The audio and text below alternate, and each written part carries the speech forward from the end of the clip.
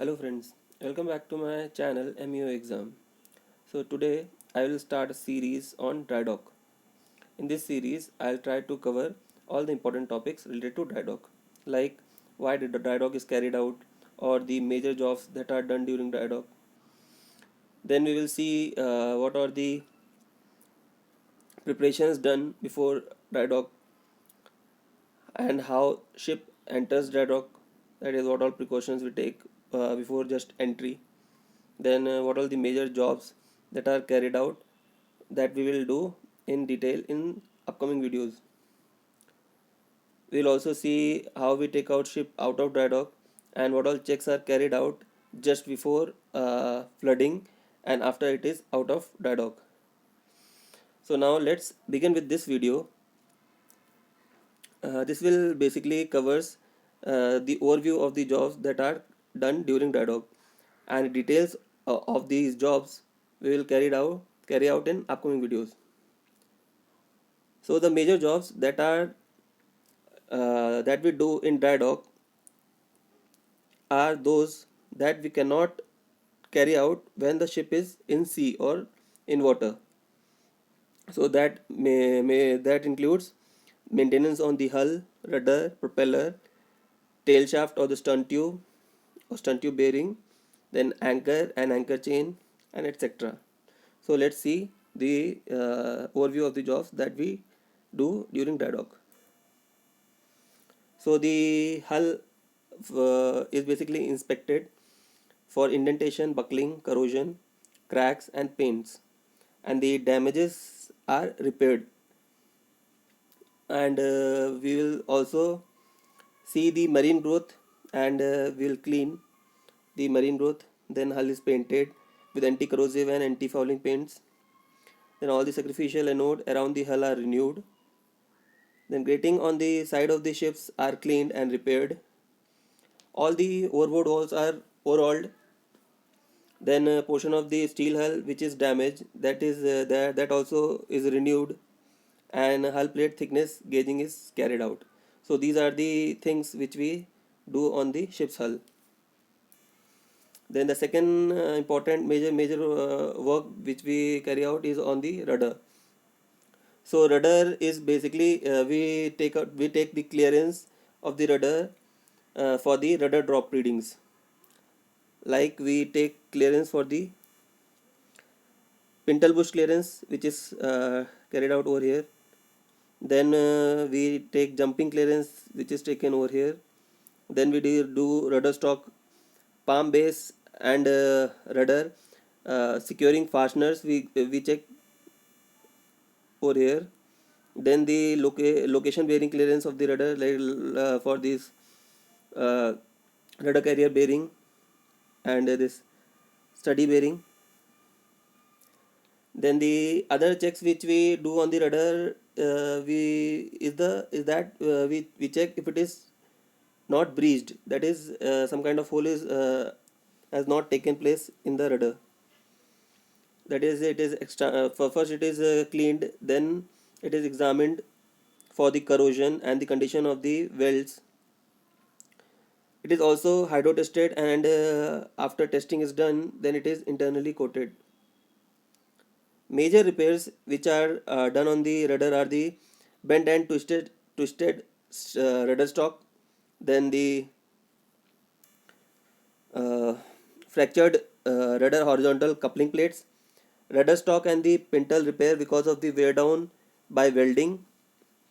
Basically the pintle is too much wear down on the pintle is too much, so the building weld up is done by the welding process. Then the rudder plates welding cracks. Then we check the bearing material, that is the this rudder carrier bearing. So these are the jobs which we do on the rudder. Now the third important major job which we carry out is on the propeller. So propeller basically consists of blades and hub. So blades are cleaned for the marine growth and checked for cavitation, pitting, corrosion, cracks, chipped off tips of the blade or any kind of distortion, and subsequent repairs are carried out under supervision of manufacturer. Similarly, hub is also cleaned and inspected for cracks, and a DPT test is carried out on the hub. Now the fourth is the tail shaft. So tail shaft is basically we have already covered the stunt tube bearing. In this series of video, we will just cover the tail shaft, not the tail shaft bearing, because that we have already covered in our previous videos. So bearings are basically checked for white metals, and if it is seawater, then the condition of composite is checked for the wear. In dry dock, tail shaft are removed and checked for trueness of the shaft.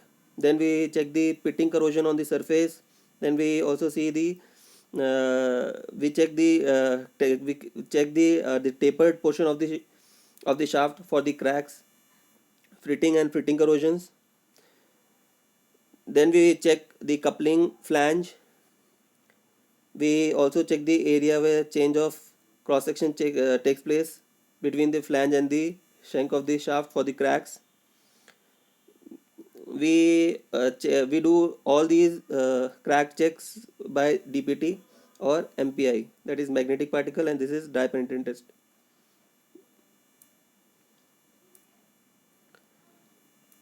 Next thing is the anchor and the anchor chain. So in dry dock, anchor and anchor chains or the cables are ranked in the dry dock floor. The anchor is checked for the fluke and shank checked for the wear at the point it joining pivot link. As you can see, this anchor, this is the pivot link, this is the shank, and this is the fluke. We carry out calibration for the chain, and we also check the chain locker for internal corrosion, wear, pumping out arrangement, mud box, grating, and spurling pipe.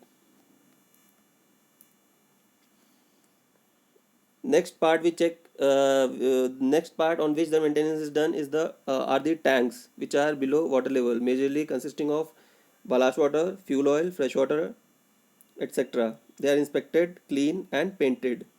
Bottom plug for all these tanks are opened, and then they are basically they are checked, and after check is done, they are put back and vacuum test is carried out on the bottom plugs.